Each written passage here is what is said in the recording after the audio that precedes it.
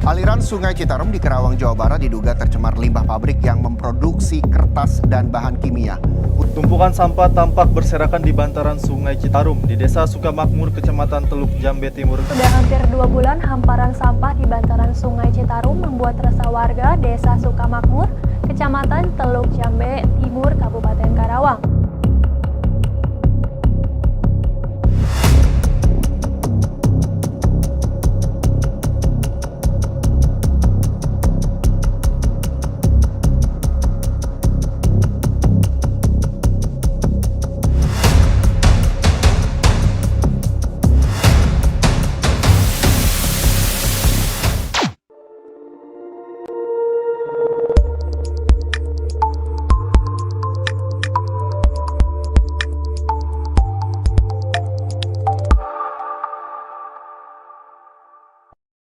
Reputasi Sungai Citarum memang sudah di level internasional, namun sayangnya bukan untuk sesuatu yang membanggakan.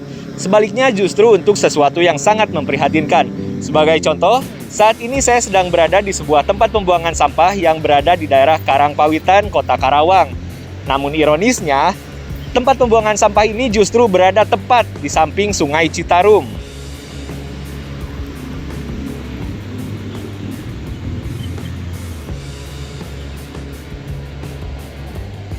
Tentunya hal ini sangat buruk, karena sungai yang tadi Anda lihat itu adalah aliran irigasi yang nantinya akan dijadikan sebagai bahan baku air minum dan juga untuk membantu perairan di sawah. Dan bisa kita lihat jenis-jenis sampah yang ada di TPS ini, mulai dari sampah plastik, pakaian, bahkan sampai sampah-sampah organik atau sampah domestik.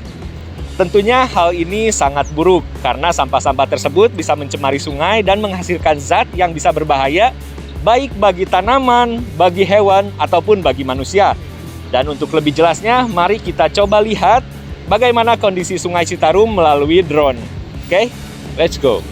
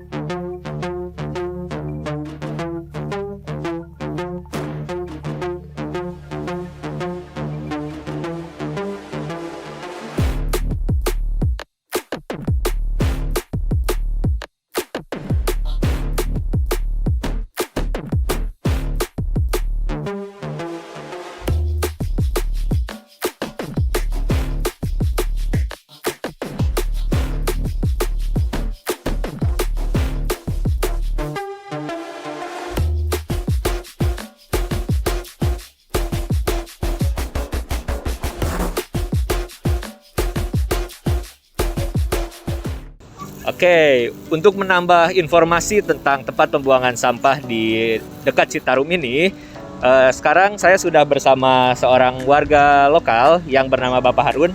Siang Bapak. Oke, di sini siap.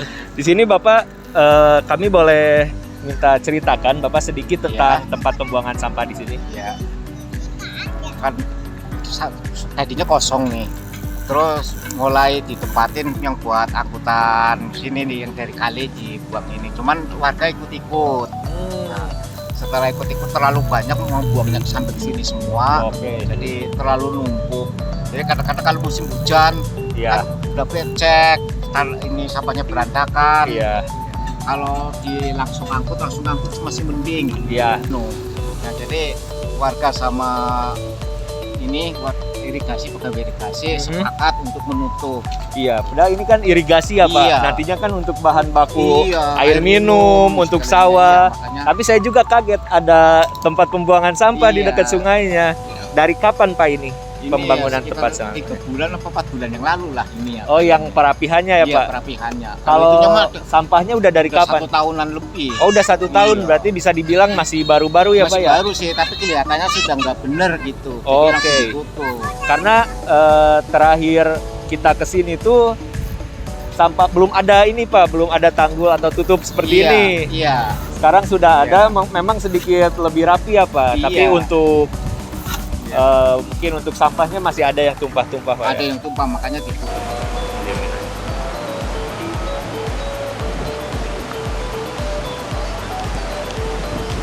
Buang sampahnya yang langsung diangkut aja. Kalau buang depan kan langsung diangkut ke mobil. Oke. Kalau di sini kadang-kadang makin lumpur. Oh, kelamaan. jadi mobilnya dari sebelah sana Pak? Iya, mobil yang di depan ini. Oh, Pak. mobilnya di depan itu. Oh iya. Kalau jalan ini tuh akses kemana Pak? Ke sana? Ini adanya gang kecil, paling masuk ke sini ke Kodim. Satu Kodim. gang kecil. Iya. Tapi warganya banyak di sini Pak. Banyak, warganya banyak. Untuk aktivitas warga sendiri, Bapak jika boleh tahu ada nggak yang berkaitan langsung dengan sungai? Misalkan digunakan Iya. untuk apa oleh warga? Oh sungai enggak. itu? Kalau untuk aktivitas airnya pada ngebor sendiri. Pada ngebor Iya. sendiri.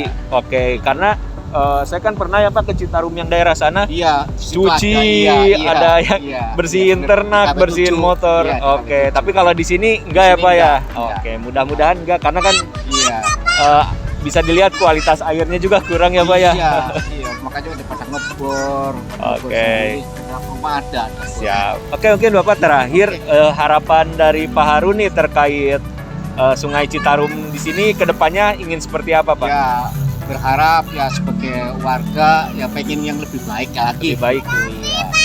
Jadi kalau ada pembersihan apa ya yang benar gitu, maksudnya yang rapi, jangan Oke. cuma diacak-acak doangan udah gitu. Siap. Oke Bapak, terima kasih banyak Iya. atas waktunya Bapak. Terima kasih. Oke. Seperti yang sudah kita pelajari sebelumnya, pencemaran ini adalah proses masuk atau dimasukkannya suatu zat, makhluk hidup, ataupun komponen lain ke dalam lingkungan. Pencemaran dikenal juga dengan polusi dan dapat terjadi pada udara, air, ataupun darat. Tentunya hal ini berbahaya karena selain merubah komposisi lingkungan, pencemaran pun dapat mengakibatkan punahnya beberapa spesies. Dan pada video kali ini, saya akan fokus untuk membahas mengenai pencemaran air. Pencemaran air sendiri adalah suatu kejadian atau fenomena di mana kualitas dari suatu perairan itu berubah ke arah yang lebih buruk. Tentunya untuk mengetahui apakah suatu perairan itu tercemar atau tidak, kita dapat melihat beberapa parameter. Di antaranya ada parameter fisika, kimia, dan juga biologi. Dan untuk melakukan proses penelitian atau mengetahui kualitas dari suatu air itu membutuhkan proses yang cukup sulit dan juga waktu yang cukup lama. Maka dari itu, pada video kali ini saya pun akan menampilkan satu lagi video dokumentasi yang dibuat ketika saya beserta tim dosen dari Teknik Lingkungan dan juga Ilmu Kesehatan Musika, lengkap beserta mahasiswanya dan juga dibantu oleh Dinas Lingkungan Hidup Kabupaten Karawang melakukan pengarungan dan penelitian di Sungai Citarum untuk mengambil sampel air yang kemudian diuji kualitasnya di laboratorium. Oke, langsung saja selamat menyaksikan.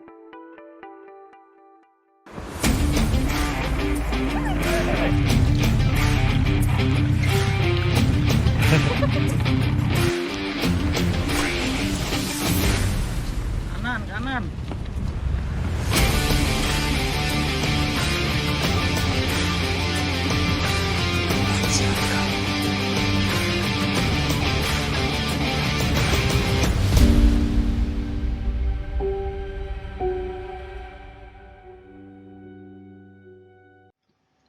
Oke, seperti yang sebelumnya saya katakan bahwa penelitian terkait kualitas air ini membutuhkan waktu dan juga proses yang cukup panjang.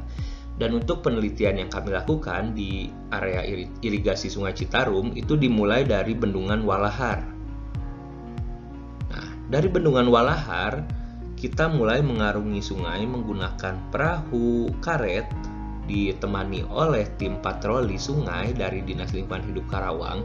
Kita mengarungi sungai selama 3 hari dan mengambil sampel setiap kurang lebih 1,5 kilometer. Dan setelah 3 hari kita berhenti di Pasar Rengas Dengklok.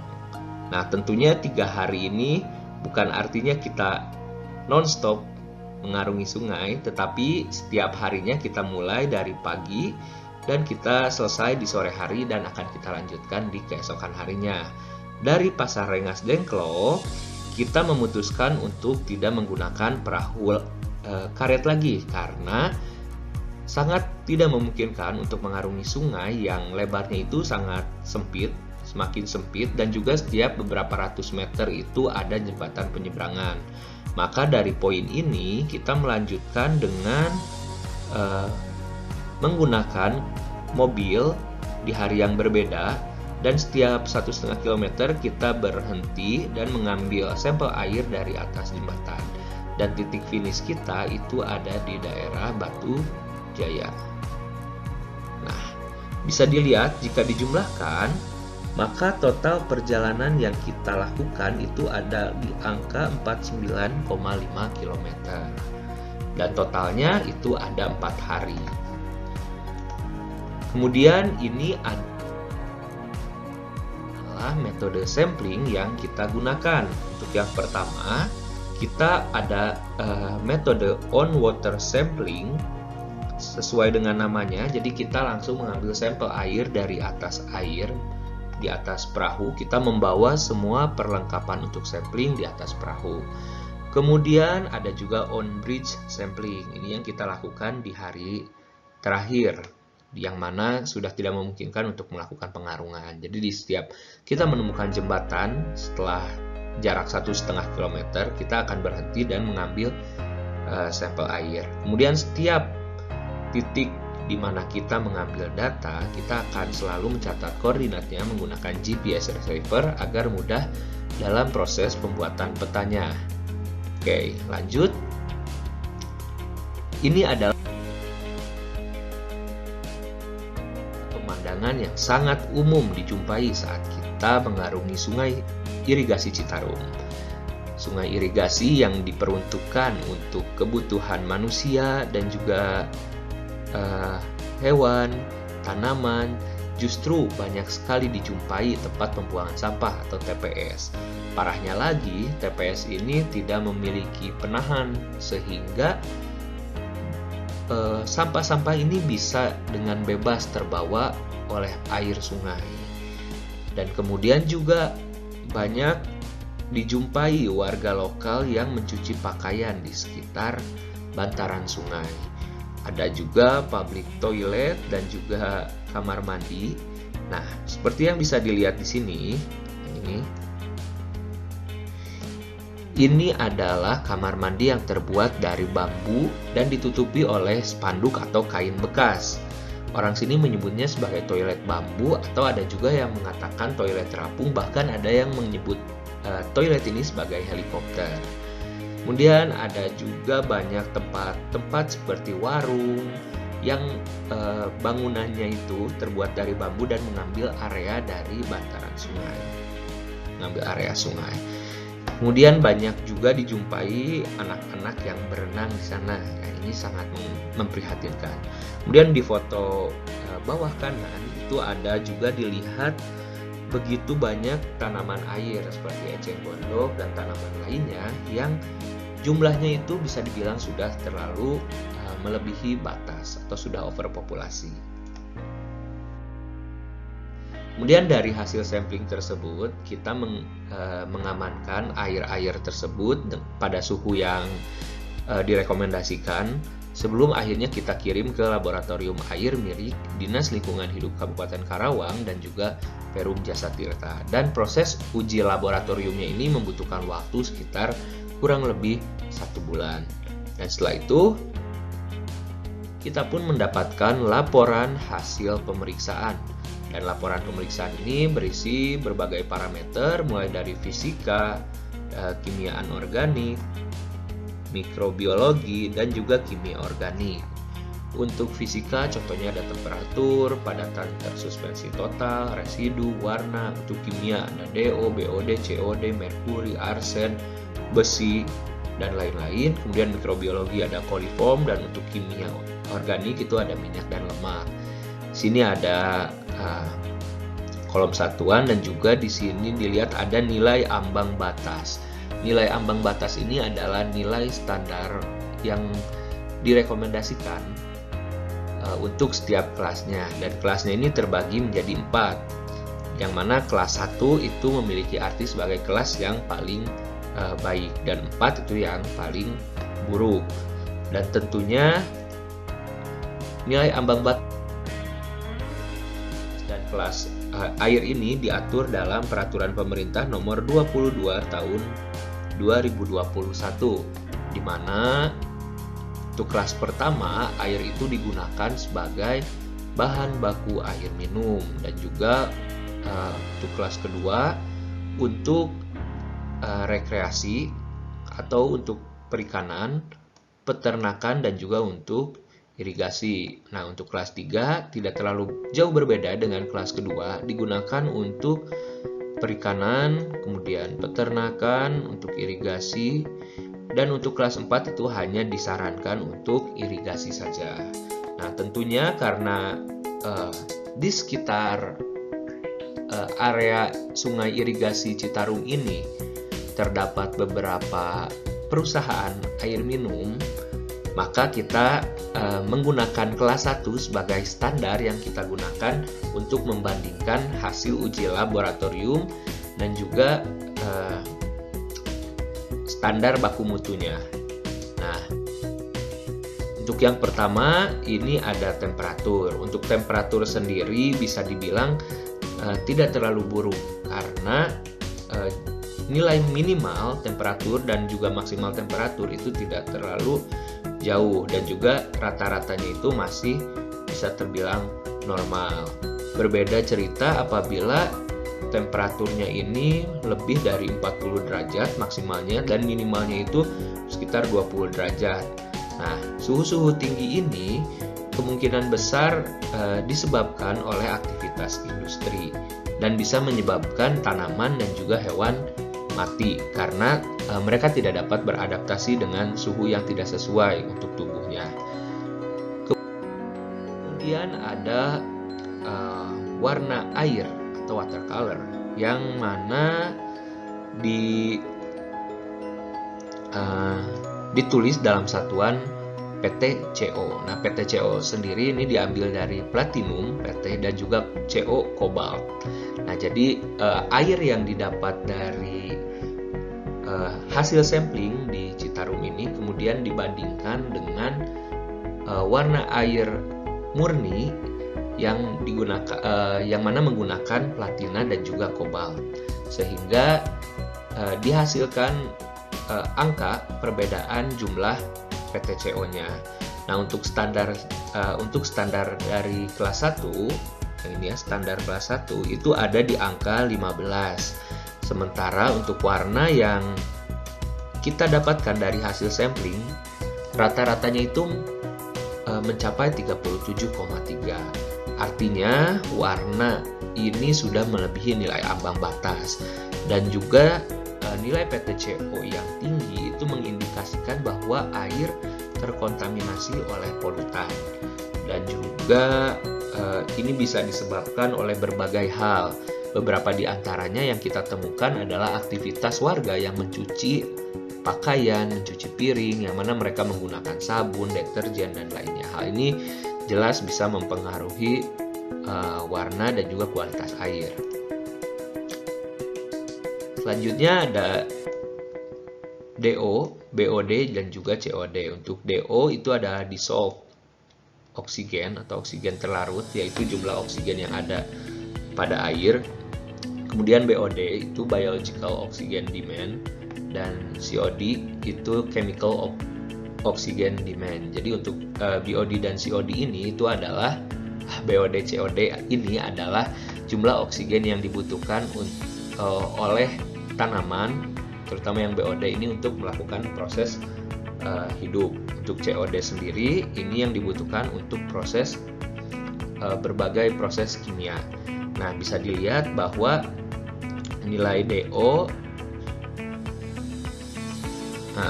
itu masih ada di bawah nilai ambang batas.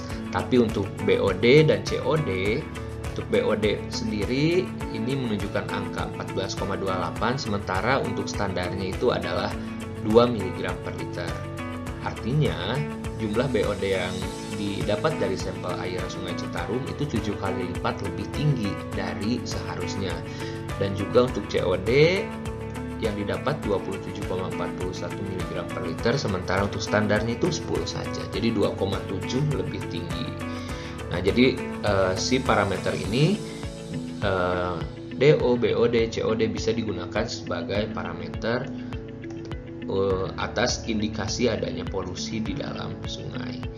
Nah, kita lihat lagi ada untuk melihat atau menghitung apakah si air yang ada di sungai tersebut bisa dibilang atau dikategorikan sebagai air tercemar atau tidak, kita bisa membandingkan BPM dan BPA.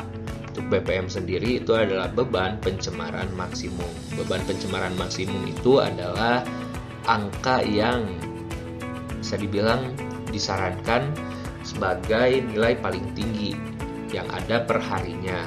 Nah, jadi dihitungnya itu ada rumusnya. Q kemudian dikalikan dengan C dan juga FK. Nah, untuk Q sendiri itu adalah debit air atau water discharge, di mana kita mendapatkan angka 37,38 meter kubik per detik. Ini diambil dari data yang dihitung oleh Dinas Lingkungan Hidup pada periode kita melakukan penelitian. Kemudian untuk C itu adalah nilai standar miligram per liter, dan untuk FK ini adalah faktor koreksi. Faktor koreksi ini adalah angka yang digunakan agar satuan atau pengali yang ada dalam menghitung BPM ini sama, sehingga angkanya valid dan didapatkan angka 0,01. Nah, berbeda dengan BPA, jika BPM ini menggunakan CBM atau standar skor untuk pencemaran maksimum. Kalau untuk BPA itu menggunakan CBA atau actual score, jadi nilai aktual yang didapatkan. Untuk rumus yang lainnya sama, yaitu dikalikan dengan debit air dan juga faktor koreksi. Nah, untuk BPM dan BPA ini kita bisa masukkan ke setiap parameter. Nah, di sini saya mengambil untuk yang pertama itu BOD. Jadi kita menghitung dulu BPM BOD dan juga BPA-nya. Nah, untuk BPM ini angka 2 itu diambil dari nilai ambang batas yang ada pada peraturan pemerintah. Nah, tadi kan yang nilai ambang batas kelas 1 itu 2, sementara yang kita dapatkan itu 14. Maka tidak heran jika jumlah BPA-nya itu lebih tinggi dibandingkan BPM-nya. Jadi sudah melebihi batas maksimum. Nah, ketika BPA ini lebih tinggi dari BPM, itu artinya sungai ini bisa dikatakan sebagai sungai yang tercemar. Nah, sehingga jika nilai BOD ini tinggi, ini mengindikasikan ada lebih banyak oksigen yang dibutuhkan. Kemudian ini bisa dilihat di tabel di grafik ini. Untuk setiap sampel dari 33 sampel itu hampir semuanya itu jauh melebihi nilai ambang batas. Kemudian untuk COD ini sama ya, menghitung juga BPM-nya, BPM COD, BPA COD, kemudian dibandingkan, dan hasilnya BPA COD pun lebih tinggi dari BPM-nya. Ini juga sama, COD ini mengindikasi jika semakin tinggi maka mengindikasikan polusi yang dihasilkan oleh zat organik itu lebih serius atau lebih berbahaya. Ini juga sama, jumlahnya jauh melebihi nilai ambang batas. Nah, jadi dari BOD dan COD, dari dua parameter saja itu sudah terlihat bahwa aliran irigasi Sungai Citarum ini termasuk ke dalam area yang tercemar. Kemudian ada terakhir itu ada dissolved iron, itu adalah besi terlarut. Jadi ini kita ambil sampel saja dari sekian banyak sampel dari sekian banyak parameter kimia kita ambil besi terlarut. Nah, jika dilihat rata-rata yang didapat dari sampel itu 0,21, sementara untuk standarnya sendiri itu ada di angka 0,02, berarti sekitar 10 kali lipat lebih tinggi. Dan juga nah ini ya, iron levels atau tingkat atau jumlah besi terlarut di dalam air itu juga berpengaruh terhadap warna. Bisa jadi warnanya itu coklat atau merah tua, ya, merah gelap. Dan juga penelitian menunjukkan bahwa semakin banyak kehadiran besi terlarut pada air itu akan mempercepat pertumbuhan dari bakteri seperti Escherichia coli. Nah, jadi itulah dia hasil dari penelitian yang kita dapatkan sebelumnya. Jadi jika dibandingkan dengan video yang pertama tadi, itu bisa dilihat sebetulnya jauh lebih parah. Jadi video yang saya ambil di awal pembelajaran ini itu bisa dibilang sudah lebih baik karena sudah ada beberapa perapihan di TPS-nya. Tapi tetap saja kualitas air Citarum ini masih perlu diperhatikan oleh berbagai pihak, baik itu pemerintah, Civitas Akademika, masyarakat, dan juga pihak-pihak lainnya agar kualitasnya semakin baik karena digunakan oleh banyak orang, agar kesehatan orang-orang pun yang menggunakan air dari sungai ini bisa tetap terjaga. Sekian saja materi kuliah kali ini. Terima kasih banyak atas perhatiannya. Mohon maaf apabila ada kesalahan. Akhir kata, wassalamualaikum warahmatullahi wabarakatuh. Sampai jumpa.